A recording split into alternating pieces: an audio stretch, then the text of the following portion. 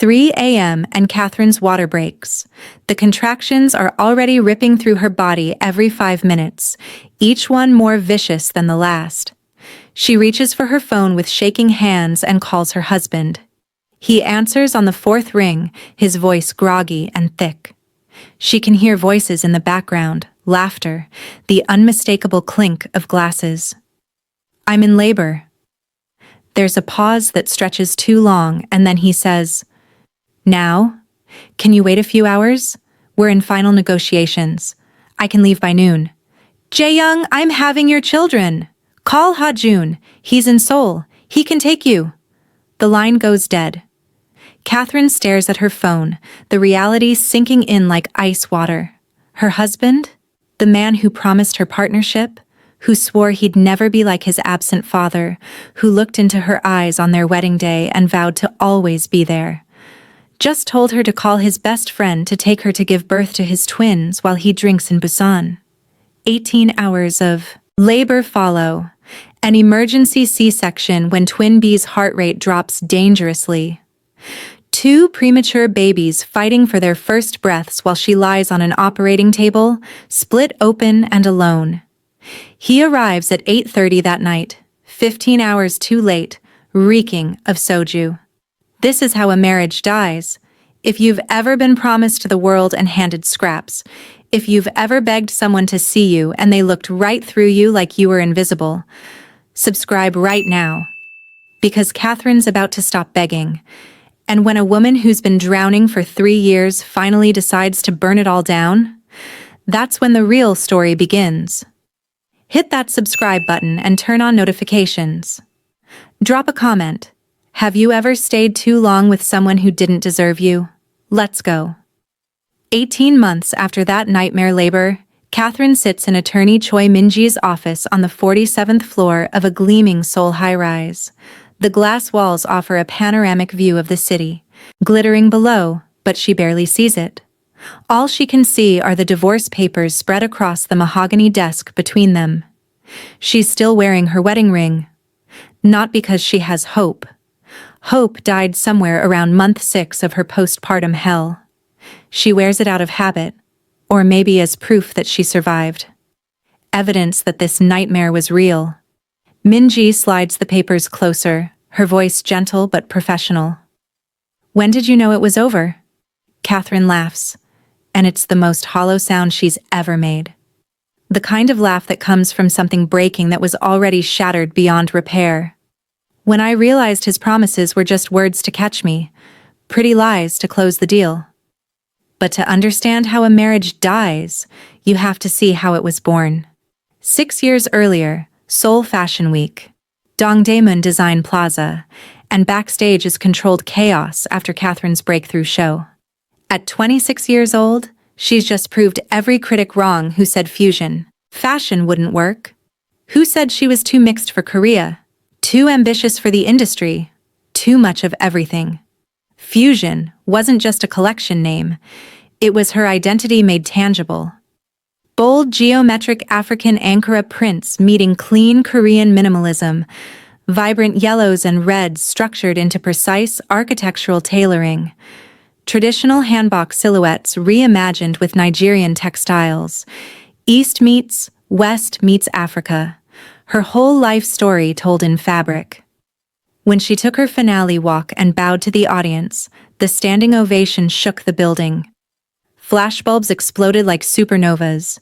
Critics who were usually impossible to impress were on their feet, applauding wildly. This was arrival. This was vindication. This was everything she'd worked for.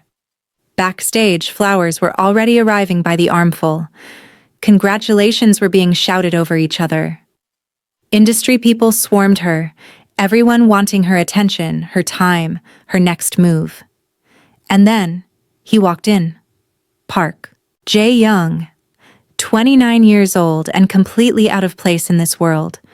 Too corporate, too serious, too sharply dressed in a designer suit that probably cost more than most people's monthly rent. He was 6'1" with sharp Korean features and that specific kind of confidence that comes from never being told no in your entire life. He stood out immediately. He commanded attention without trying, as if gravity itself had shifted when he entered the room.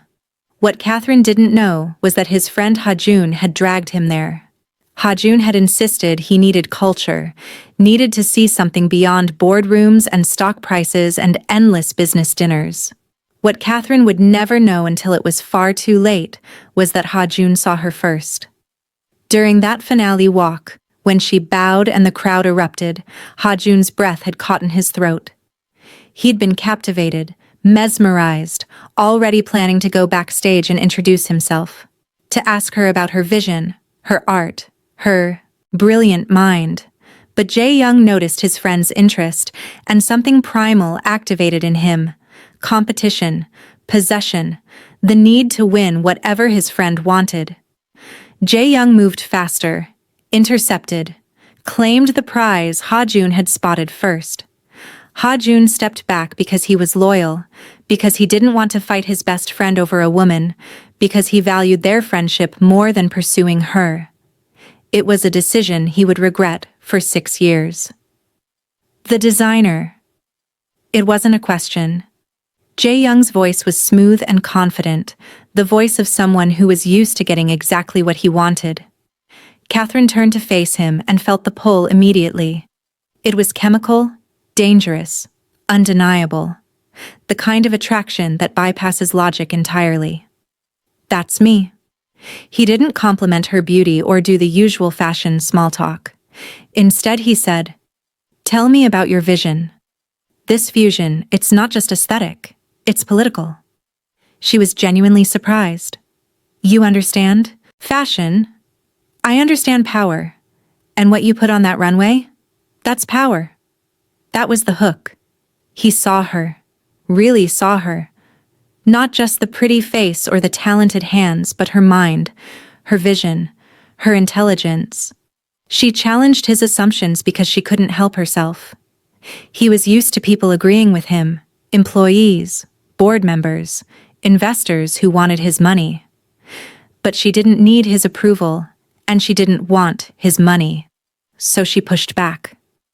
They sparred intellectually, each one testing the other, the spark between them crackling like static electricity before a storm.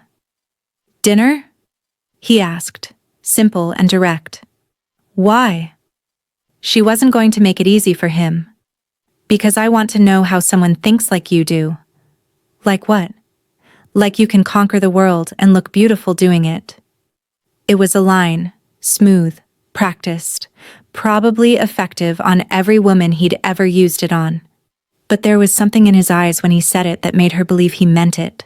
She was 26 and he was magnetic, and when he looked at her like she was the only person in the room, like her mind was the most fascinating thing he'd ever encountered, she forgot to be cautious. Forgot that men who seemed too good to be true usually were. That was the beginning. The hook. The first thread that would eventually unravel into everything that destroyed her.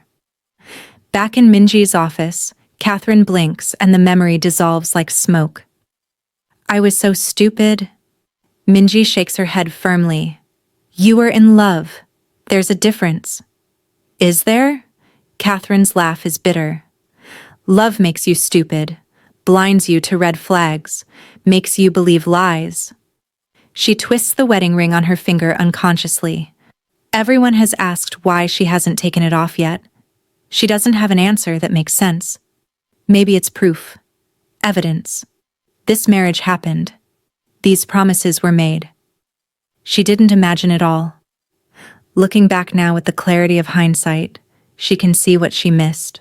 Then, he didn't fall in love with her. He fell in love with what she represented.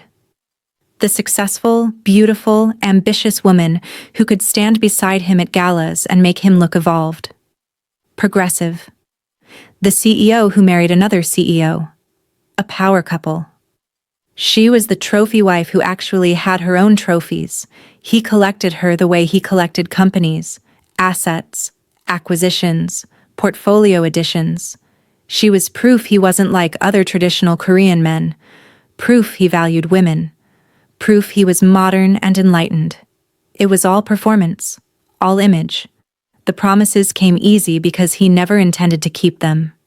In his mind, promises were negotiation tactics, things you said to close the deal, and she was the deal. It wasn't just that first night, Kathryn continues, her voice steady now, almost cold. It was all of it. Every promise he made, every word that sounded like partnership but meant possession.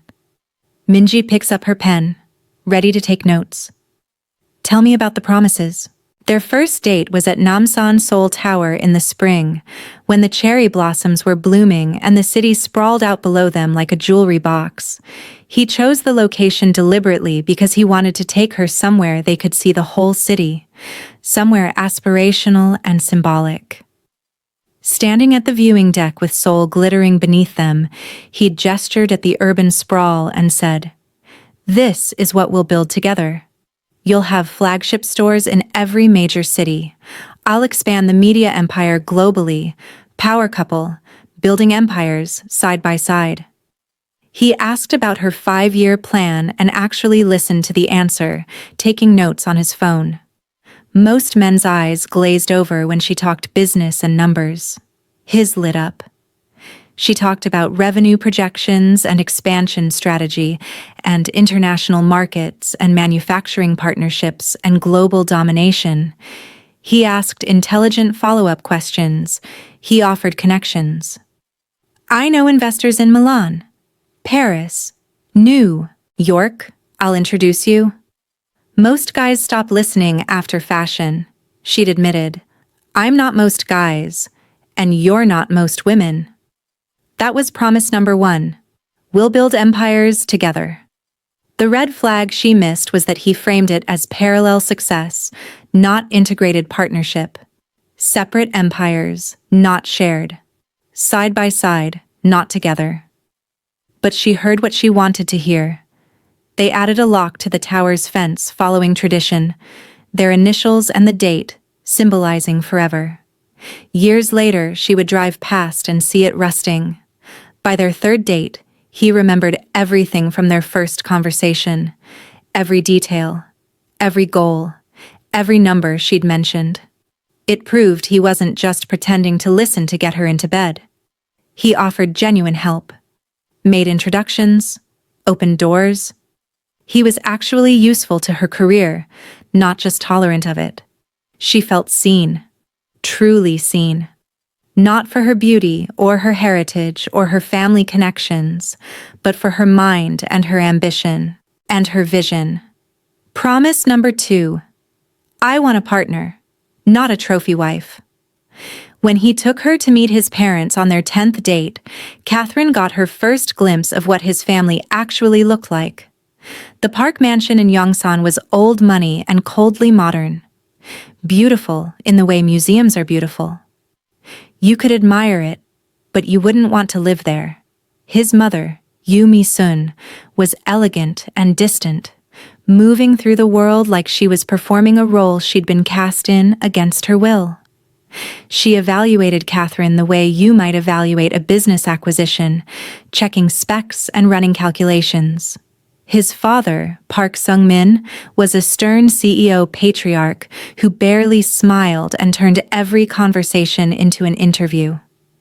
Fashion is unstable, Mi-sun said delicately over dinner, which was clearly code for not a real business. I've quintupled revenue in 3 years and I'm on track for international expansion, Kathryn responded calmly, armed with numbers and professionalism. Sungmin nodded with something approaching approval. Ambitious, like our son. What Kathryn noticed, what made her deeply uncomfortable, was that they didn't touch each other once during the entire evening. Not a hand brush when passing dishes, not a shared glance, not the smallest gesture of affection. They sat at opposite ends of the absurdly long dining table like they were negotiating a business deal, not sharing a meal. This marriage was a contract. Maybe it always had been. She found herself wondering, did they ever love each other? Or was this always just a merger? In the car afterward, Jae-young said, "That went well?" He genuinely believed it. In his world, in his family's world, that had gone well. They liked you. He squeezed her hand, oblivious to her discomfort. She wanted to say that they'd evaluated her, not liked her, that they'd approved her specifications. But she loved him, so she stayed quiet and pushed down the unease. Meeting her parents was the complete opposite. The Adeyemi home was warm and lived in, full of laughter and cooking smells, jollof rice and kimchi jjigae mixing in the most beautiful way. Music was playing. Life was happening. Helen and David welcomed Jae-young with genuine warmth, but Kathryn's mother watched him carefully. Mothers always know. David was protective in the way fathers are. "Do you love my daughter?" "Yes," Jae-young answered without hesitation. "Will you support her dreams?" "Absolutely. We'll build empires together." Promise number 3. Helen's smile didn't quite reach her eyes because she'd heard promises before. She'd seen smooth-talking men who said all the right things. She hoped she was wrong about this one, hoped her instincts were off for once. She wasn't wrong. 3 weeks before the wedding, they were both working late. It was 2 a.m. in her studio, both of them exhausted, running on caffeine and adrenaline. "What if we're too similar?" she asked, vulnerable in the way you can only be at 2 in the morning. "Both workaholics, both obsessed with work. What if we don't know how to balance it?" He pulled her close and said exactly what she needed to hear. "Then we'll work together. Support each other's dreams. I'll never be like my father, absent and cold. I saw what that did to my mother. I'll be different." Promises number 4 through 8 came tumbling out. "We'll share childcare 50-50. Your dreams are as important as mine. We'll hire help, nannies, whatever we need. I won't be like my father. Equal partners, always." She collected those promises like treasures, like evidence that he was different from every other man. Proof that he meant it. The first year of marriage was golden. They really were a power couple. Magazine covers, business features in every major publication. Both companies thriving. He showed up at her studio with her favorite coffee order memorized. She surprised him at his office with lunch. They celebrated each other's wins. They attended each other's events. It felt like partnership, real partnership. Or so she thought. That was the performance period, the honeymoon phase when he was still maintaining the illusion, before the mask started to slip, before his true nature revealed itself. Back in the lawyer's office, Kathryn pulls out her phone. "I have all his promises saved, text messages, voice memos. I used to listen to them when I was lonely, when I was drowning. They were evidence that he once meant it, or at least said it." She shows Minji her carefully curated collection. Voice memo from the proposal. "I promise we'll build this life together. Equal partners, forever." Text from wedding planning. "Can't wait to do life with you. Best partnership ever." Email from the honeymoon.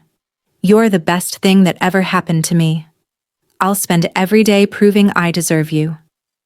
Each promise is dated and time-stamped, a digital archive of beautiful lies. Minji reads through them, her face sympathetic.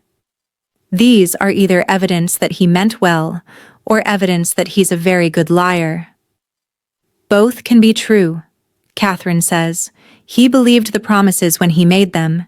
He just never intended to keep them when they became inconvenient." "Tell me about the pregnancy."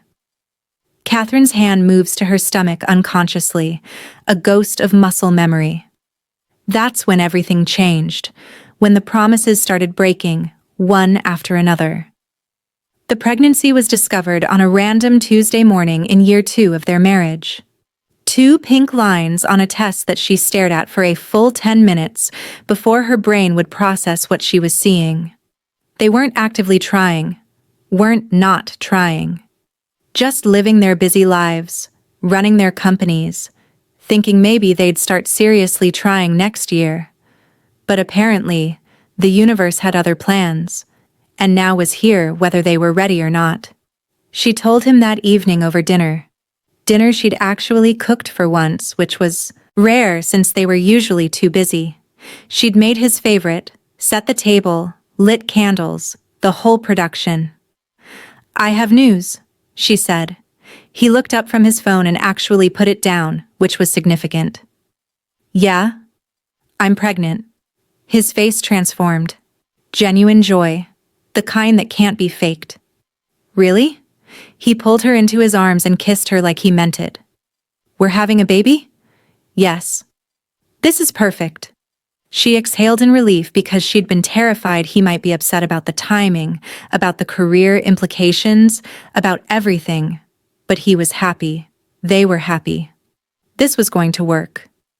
Then he said, "My father will be thrilled. An heir." The word hit her wrong. An heir?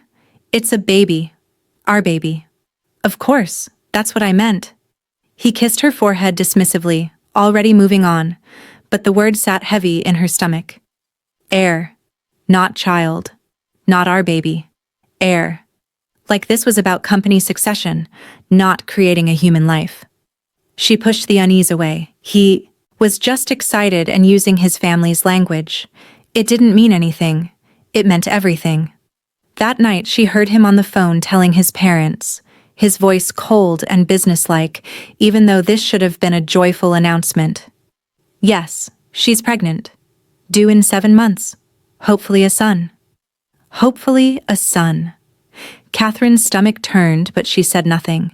She told herself it was just cultural, just traditional Korean preference for male heirs. It didn't mean he wouldn't love a daughter. The universe apparently had a sense of humor, because they weren't having one baby. They were having 2. The 6-week ultrasound revealed twins, and Kathryn watched the world tilt on its axis. Her business was at a critical expansion phase. International deals were pending, new collections launching, Paris Fashion Week was coming up. How could she manage all of that and twin babies? How did anyone manage twins? Jae-young squeezed her hand and smiled for the camera he'd brought. Double. Blessed? But she saw it. That flash in his eyes, quick as lightning and then gone. Calculation. This was going to be more complicated than he'd planned. This was harder than he'd signed up for.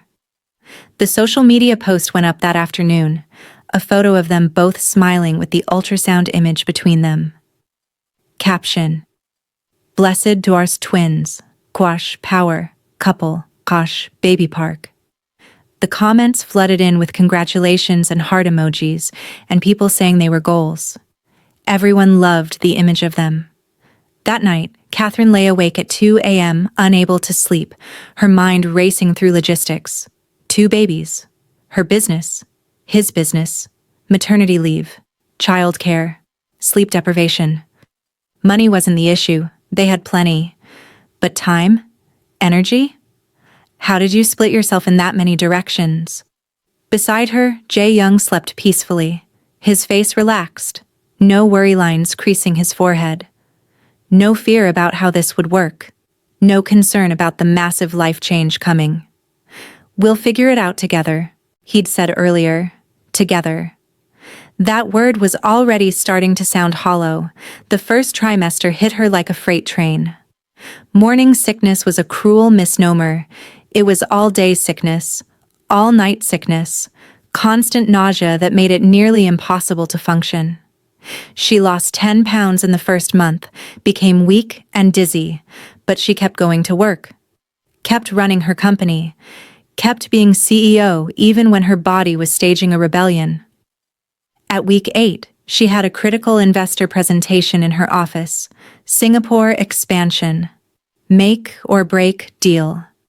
She'd prepared meticulously, had every number memorized, every slide perfected. Halfway through the presentation, nausea hit like a wave. She couldn't stop it, couldn't push through it. "Excuse me," she managed to say before running out. She barely made it to the bathroom before vomiting. She washed her face with shaking hands, tried to compose herself, but she looked pale and drawn and sick. She went back, apologized. Sorry. Morning sickness. And then she powered through the rest of the presentation, closed the deal, and felt the humiliation burn through her even as she celebrated the win. She'd shown weakness, shown vulnerability, exposed herself as human. That night, Jae Young said, "Maybe you should reschedule the Singapore expansion. You're pregnant. You need to slow down." What? No. This is critical timing for the market. But the babies are still months away. I can do both. His frown showed clear disapproval. Don't be stubborn. I'm not stubborn. I'm capable. Those aren't the same thing. Why should I slow down when you're not? I'm not pregnant. So it's my responsibility alone?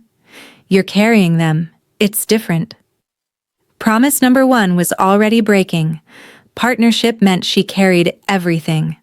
When she had a particularly bad day at week 9, vomited 6 times, felt dizzy and weak and genuinely scared, she texted him, "Can you come home early?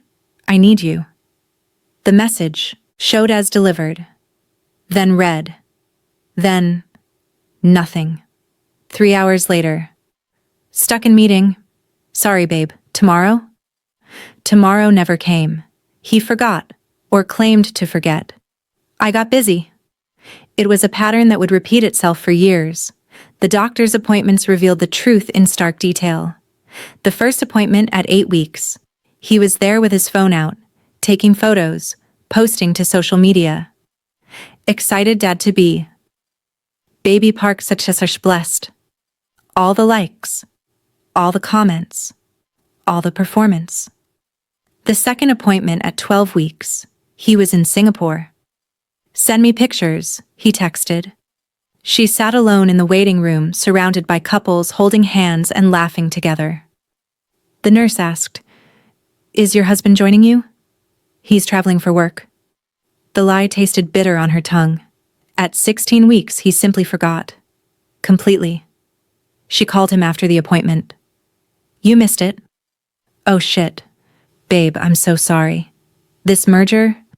It's fine." It wasn't fine. "I'll make the next one." He wouldn't. The pattern was already clear. First appointment equals performance for social media. All subsequent appointments equal absence when nobody's watching. This would be the pattern for everything for the next 3 years. "Stop," Minji says gently, pulling Kathryn back from the memories. "I need you here, not lost in the past." Kathryn blinks, wipes her eyes. She didn't realize she'd been crying. "Sorry, I keep thinking about how obvious it all was. How many signs I ignored." "You weren't ignoring them, you were hoping. Hope is dangerous. Hope is being human, and you had every reason to hope." He made promises, made you believe them. Minji leans forward. "Tell me about the labor. Everything." Kathryn takes a breath. This is the hard part. The memory that still wakes her up at night. 37 weeks? 3 weeks early? The water broke at 3 a.m.? She remembered terror flooding through her. They're back where they started. The phone call. His dismissal. Those 2 words that will haunt her. Call Hajun.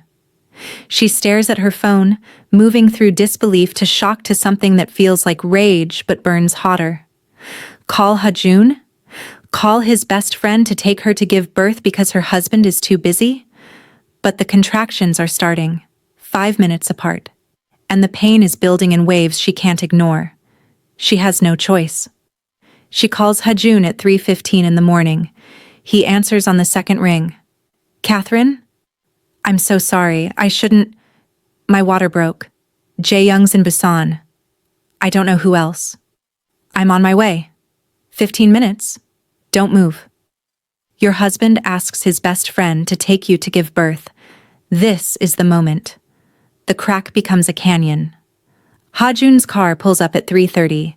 He's there in 13 minutes, dressed quickly but present, focused in a way that makes her want to cry. He helps her into the car, grabs the hospital bag she pre-packed weeks ago, drives carefully but quickly through empty Seoul streets. "I'm so sorry," she keeps saying. "Stop. You have nothing to apologize for." A contraction hits and she grips the door handle, breathing through it the way the classes taught her. Hajun glances over, worried. "How far apart?" "5 minutes, maybe 4 now." "We'll make it." They check in at 4 a.m. The labor and delivery nurse looks between them with a practiced eye. "Father coming?" Hajun and Kathryn exchange a look that says everything. "He's in Busan. Work. Coming as soon as he can." The nurse's expression shifts. Not the first time she's heard this story. Won't be the last. She's kind enough not to comment. They get Kathryn into a delivery gown and into bed, monitors hooked up and beeping steadily. Twin A, Aiden, heart rate good. Twin B, Arya, heart rate good.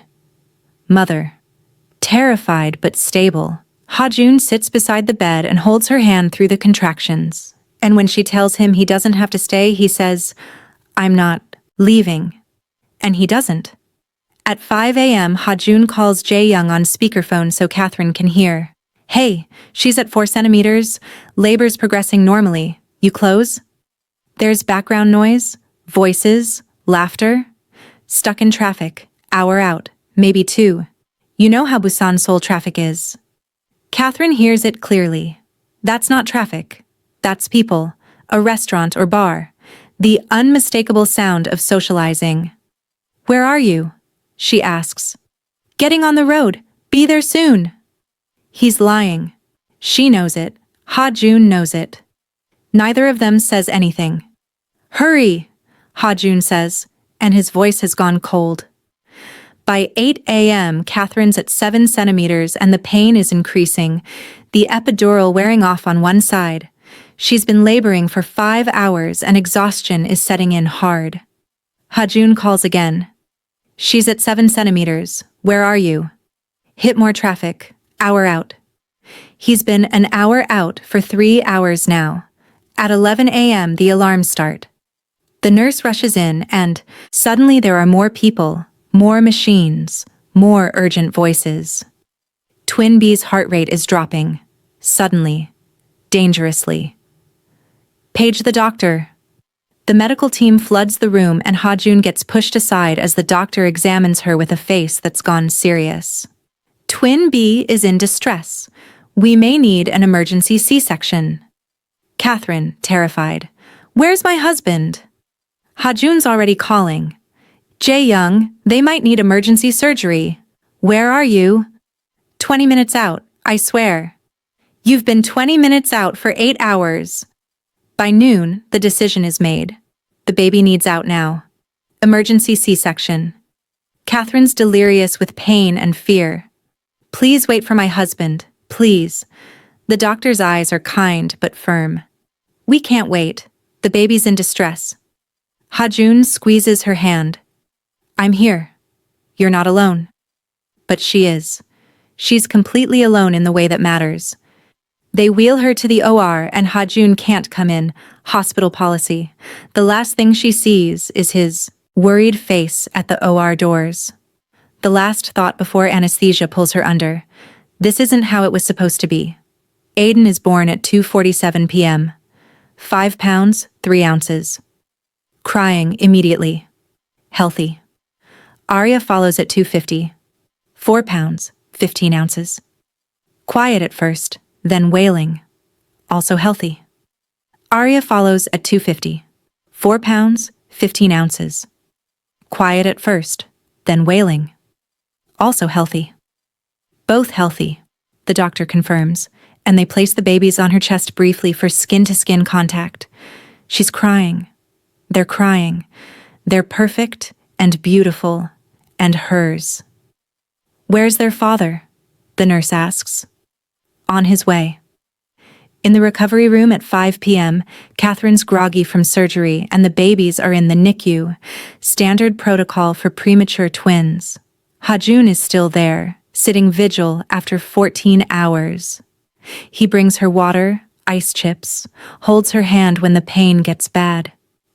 "Thank you," she whispers. "Don't thank me for what your husband should be doing." Park Jae-young walks in at 8:30 p.m. His hair is disheveled, his suit wrinkled, and there's a smell. Soju, unmistakable. He reeks of it. Hajun stands up. "You're drunk." "Had one drink to calm my nerves?" "Your wife had emergency surgery and you're drunk?" Jae-young's smile fades. "Back off, Hajun." Kathryn watches them from the bed, numb from drugs, but this cuts through everything. He chose drinks over her labor, over his children's birth. "The babies?" Jae-young asks, casual, like he's asking about the weather. "Perfect. You missed them being born." "I got here as fast as—" 18 hours, Jae-young, 18 hours. "There was an accident on the highway." "Stop lying." Her scream brings the nurses running. Hajun ushers Jae-young outside, and through the door she hears them arguing. "What the hell is wrong with you? I had commitments. Your wife was having your children. It was unavoidable." "Nothing is unavoidable. You chose not to be here." There's a pause. Then Jae-young. "I'm here now. That's what matters." Hajun's laugh is bitter and cold. "Too late, man. You're already too late. For her. For those babies. For everything." That first night, Jae-young sleeps in the chair beside her bed, his phone buzzing constantly. Kathryn stares at the ceiling, her breasts aching to feed babies stuck in the NICU, her body torn and stitched, her heart shattered. The nurse comes in to check her vitals and sees Jae-young asleep in the chair. She whispers, "Your friend stayed all day, wouldn't leave, even slept in the waiting room. That's true love." Kathryn's tears are silent. The nurse thinks she means Ha-jun is just a friend. Kathryn doesn't correct her. Back to present. "And then? What happened after that?" Minji, Kathryn's lawyer, asks softly. "Then hell. Actual hell. Postpartum hell. The labor was hell, but that was just the beginning." Hit that like button if you're already feeling this. If you understand Kathryn's pain. Because what comes next? The postpartum prison, the systematic destruction of her identity, the moment she realizes she's completely alone. That's the real nightmare, and it gets so much worse before she finds the strength to fight back. Now let's continue. Hospital discharge comes on day 3, 2 tiny babies in car seats, Kathryn barely able to walk, the C-section stitches pulling with every movement. She's still bleeding. Everything is agony. Jae-young drives with his phone on the dashboard, a Bluetooth call running the entire ride home. "Yes, I'll be back Monday. 3-day paternity leave. That's enough time. 3 days. For twins. For major surgery recovery. 3 days." Kathryn says nothing. She's too tired to fight. The mansion feels too big when they arrive. Echoey and empty despite there being 5 of them now instead of 2. The nursery is perfect. She designed it while pregnant. 2 cribs, a changing table, a rocking chair. Everything ready and waiting. Jae-young carries the babies upstairs and sets them in their cribs. There. All set. All set. Like it's done. Like babies just exist on their own without constant care. "I'll make you tea," he says, and he does, brings it to her, kisses her forehead. "Get some rest." As if rest exists in this new reality, as if babies don't need feeding every 2 hours, diaper changes every 3, constant vigilance, as if she can just sleep. That first night at 10 p.m., Aiden screams, "Colic." Kathryn, barely healed from surgery, gets up and shuffles to the nursery, every step agony shooting through her abdomen. Jae-young doesn't stir. She feeds Aiden, burps him, rocks him. He screams louder. At 11, Arya wakes with reflux and spits up her entire feeding. Kathryn changes her onesie, changes the crib sheets, feeds her again with both hands full and both babies needing her and her body screaming in pain. Midnight comes. Aiden is still screaming. Kathryn is crying now too. She can't stop him and doesn't know how, and everything just hurts. Jae Young appears in the doorway. What's wrong? He won't stop crying. Have you tried feeding him? She wants to throw something at him but holds herself back. Yes, and burping, and changing, and everything. He picks up Aiden awkwardly. The baby screams louder. Here, he hands him back. You're better at this. Then he returns to bed. Kathryn stares at her screaming son and realizes this is her life now. Alone. By day 8, Jae Young is back at work. Gone at 7 a.m., home at 10 p.m. Kathryn is alone with the twins. No shower, no real meals, no sleep. In the last 48 hours, she's slept maybe 3 hours total, in 30-minute increments between feedings, between crying, between everything. She can't think straight anymore. She can't remember if she fed them an hour ago or if that was yesterday. The days blur together into one endless loop of need and pain and exhaustion. She was running on empty, on fumes, on nothing. She called Jae Young at 3 p.m. one day, desperate. Can you come home? I need help. It's only 3 p.m. What's wrong? I haven't slept in 2 days. Haven't eaten. I can't do this alone. Order food. The housekeeper will be there tomorrow. I need you. Babe, I have meetings until 7. Cancel them. Pause. I can't do that. Why not? Because I'm the CEO. People depend on me. Your children depend on you. I depend on you. And I'm providing for you. Good salary, benefits, security, everything you need. I don't need money. I need help. You're being emotional. Must postpartum hormones. It'll pass. He hung up. Kathryn sat on the nursery floor with both babies crying, milk leaking through her shirt, still bleeding from the delivery, unwashed for 3 days. And she thought for the first time, I made a terrible mistake. It wouldn't be the last time. At week 3, she called about hiring the night nurse they'd discussed during pregnancy. We need to do this now. About that, Jae Young's voice was hesitant. Her blood went cold. No. I've been thinking. I was raised by nannies, hated it. Our children should be raised by their mother. What about their father? I'm working, providing. That's not what you promised. Things change when reality hits. You're their mother. This is natural for you. Natural? I'm dying here. You're being dramatic. My mother managed fine. Your mother had nannies. You just said you were raised by nannies. Exactly. And look how I turned out. Emotionally distant. I won't do that to our kids. So you'll just be physically distant instead? That's unfair. What's unfair is you changing every promise the second it benefits you.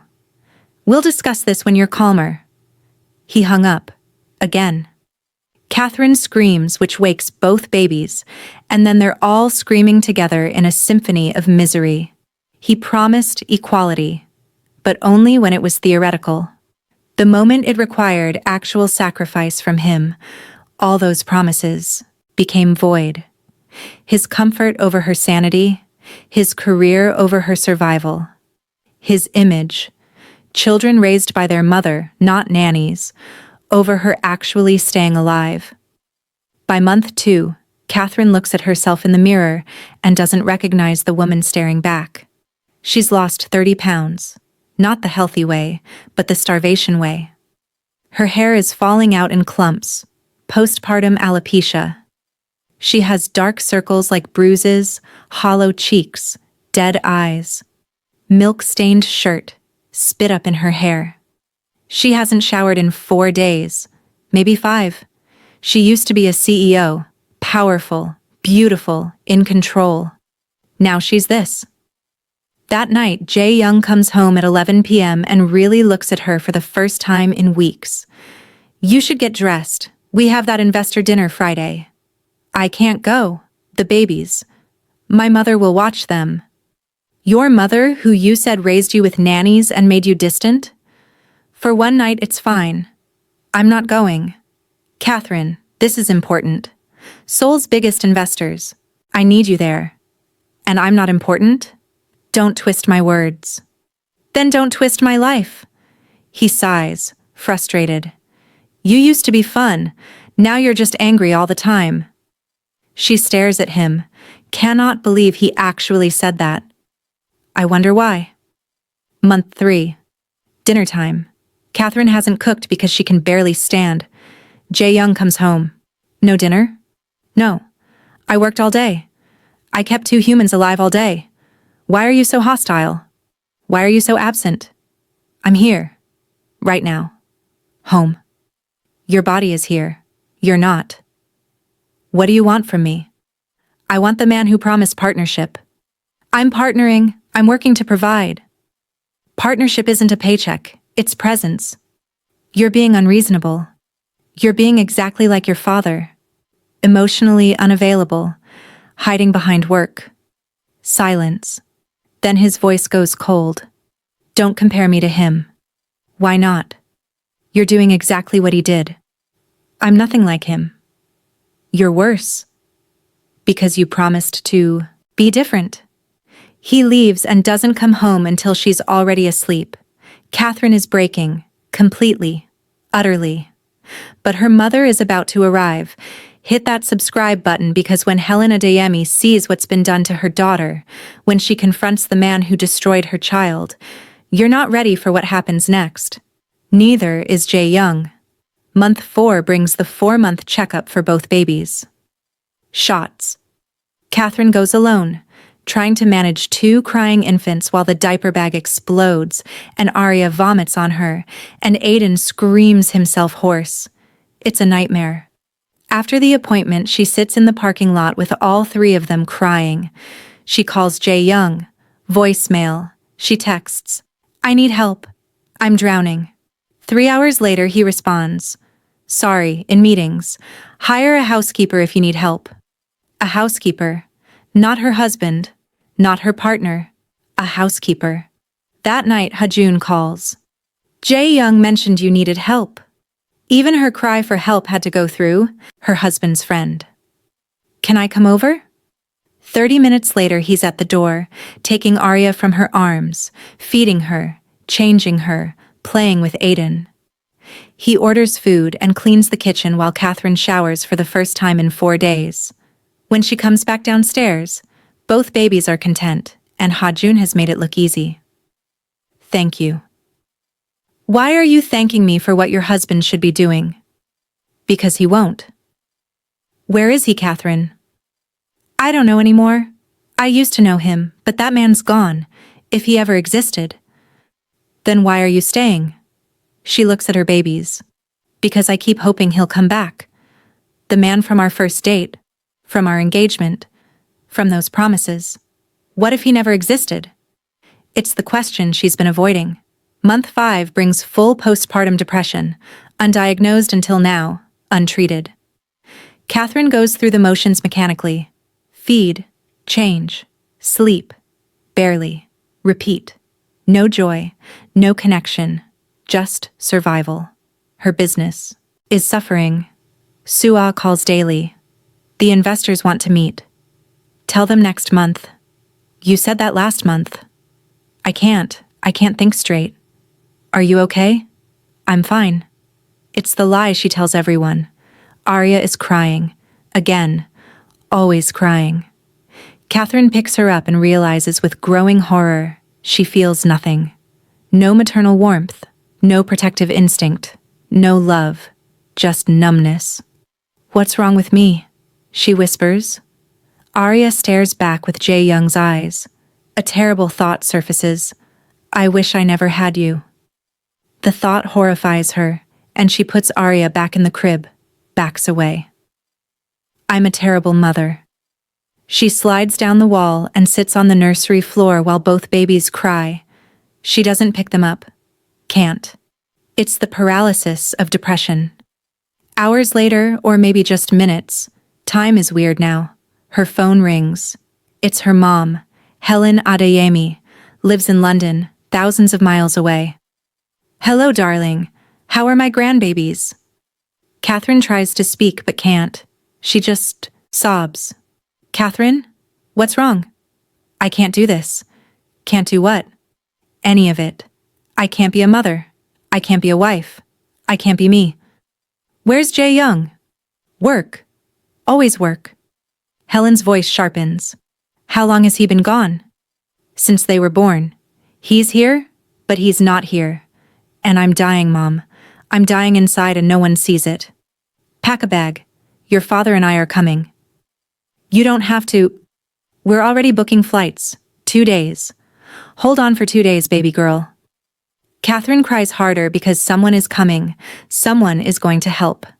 48 hours later, Helen and David Adeyemi walk into chaos. The house is a disaster. Dishes piled in the sink, mountains of laundry, trash overflowing. Kathryn is wearing the same clothes from 3 days ago, her hair matted, her eyes vacant. The babies are crying in their swings, mechanical and alone, no one holding them. Kathryn sits on the couch staring at nothing. Helen takes one look and knows immediately.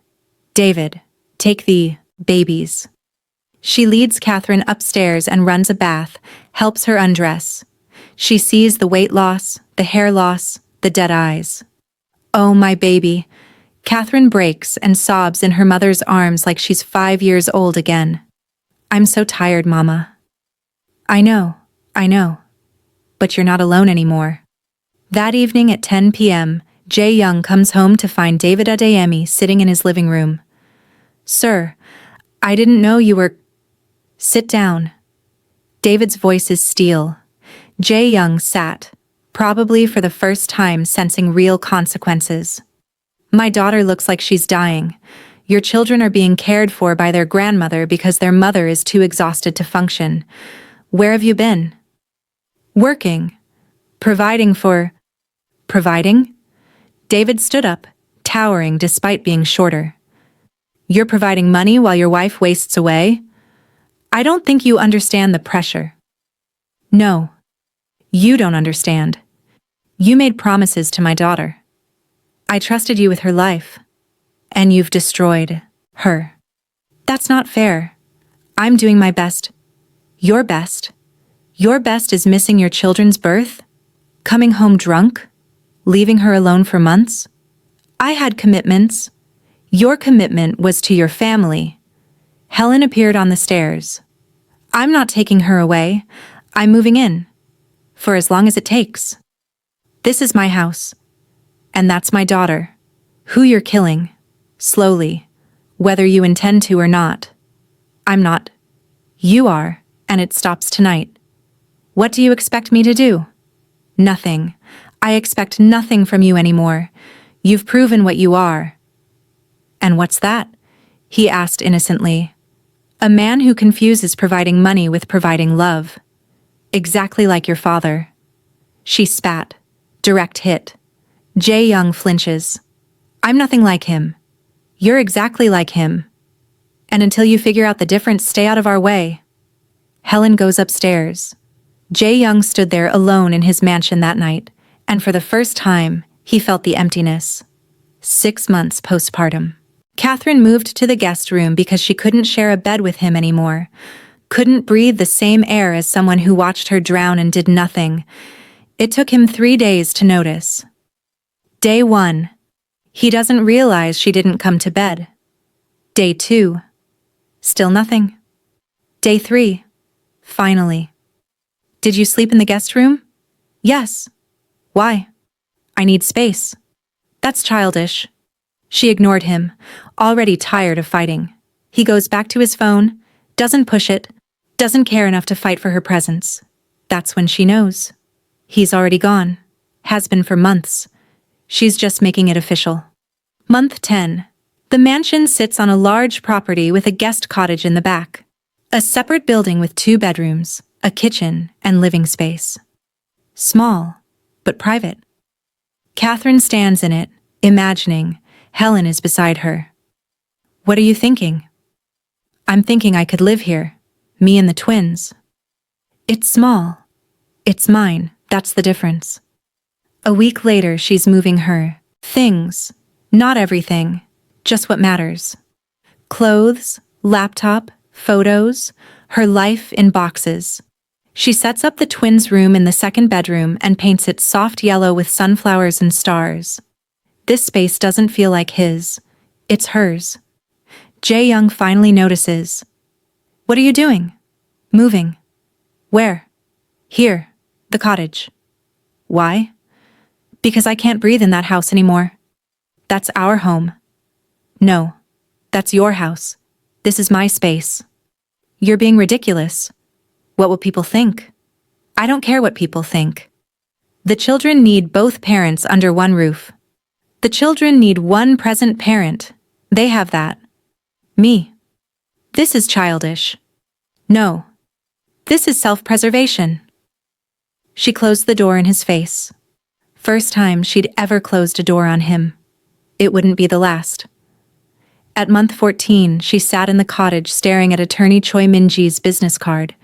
Family law. The best divorce lawyer in Seoul. Sua had given it to her 6 months ago. Just in case. Just in case had become now. At month 16, Jae-young failed to show up for the biggest presentation of her career. The one where she needed family photos, needed the image of the supportive husband, needed him to just be there for once. He texted an hour before. Emergency board meeting, can't get away. So sorry. Couldn't get away. For the biggest moment of her career. Again. That night, she sat in the cottage with the business card in her hand and made a decision. She dialed the famous lawyer's number. Choi Min-ji Law Office. A voice behind the line answered. Hi, I'd like to schedule a consultation. Regarding? Divorce. The word had felt foreign. Wrong. But final. Name? Kathryn Adeyemi Park. There was a pause. Recognition. The Kathryn Adeyemi? The fashion designer? Yes. This is going to be complicated. I know. Come in tomorrow, 2 p.m. We're back to the present. Back in the office, Min-ji puts down her pen. And here we are. Here we are, Kathryn echoes. Do you have evidence? Kathryn pulls out her phone and shows her. Hundreds of unanswered texts, a calendar full of missed events, photos where she's always alone, medical records documenting her postpartum depression. I've been documenting, unconsciously at first, then deliberately. Min-ji nods, impressed. Smart. What do you want? Primary custody. He barely knows them anyway. Alimony? I make my own money. I want nothing from him except my freedom. Property? The mansion is his family home. I don't want it. But the cottage, I renovated it with my money. I want that. We can argue for it. Timeline? How long will this take? Depends.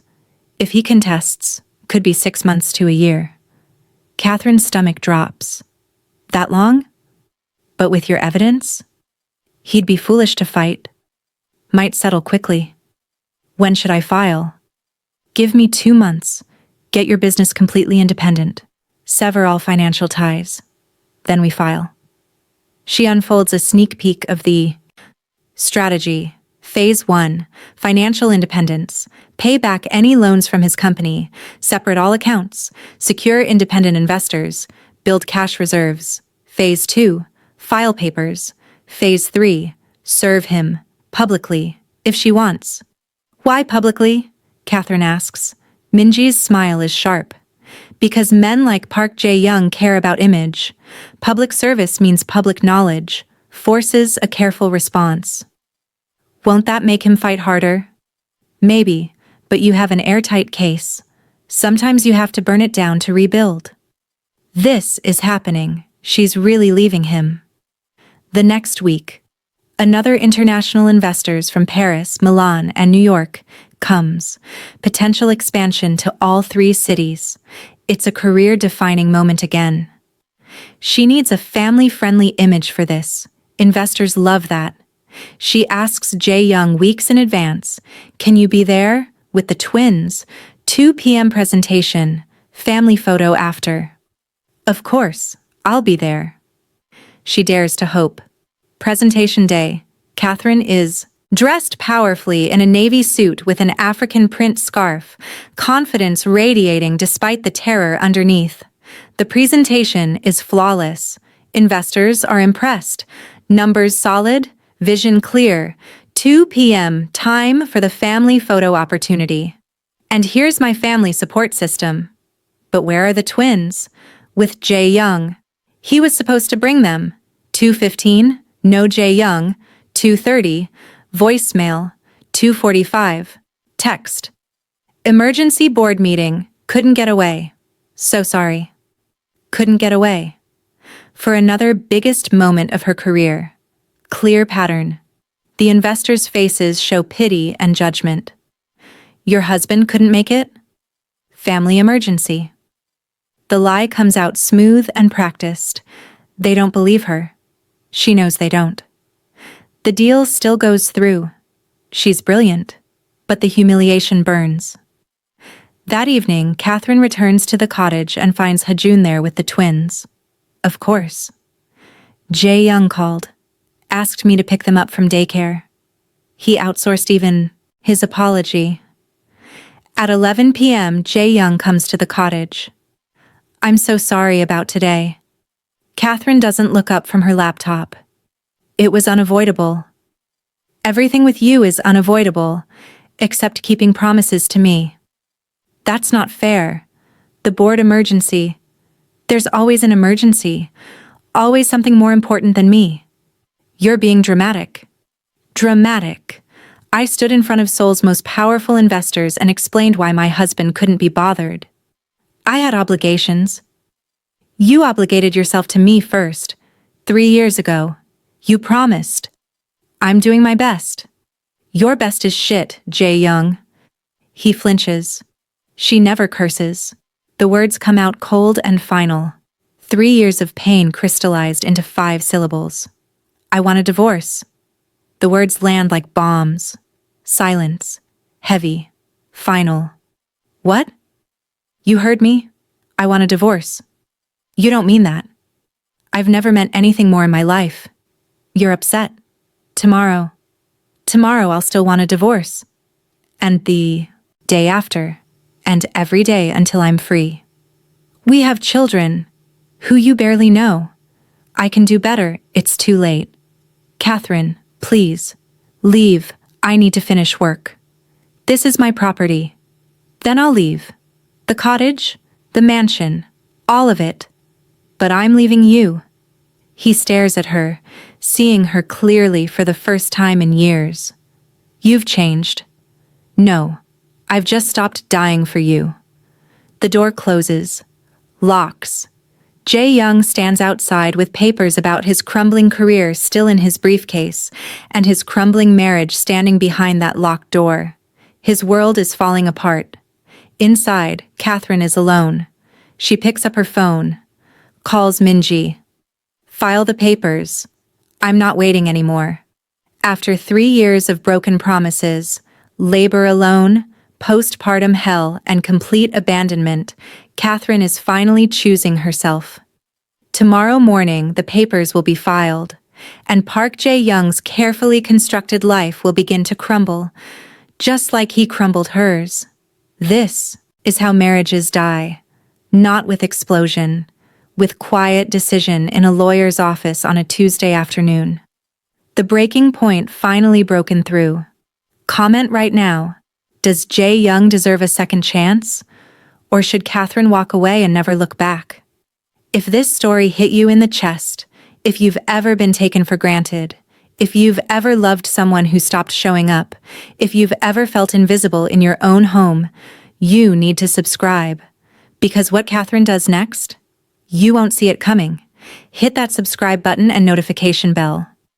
Part 2 drops soon. And when a woman who's been drowning finally decides to burn it all down, that's when the real story begins.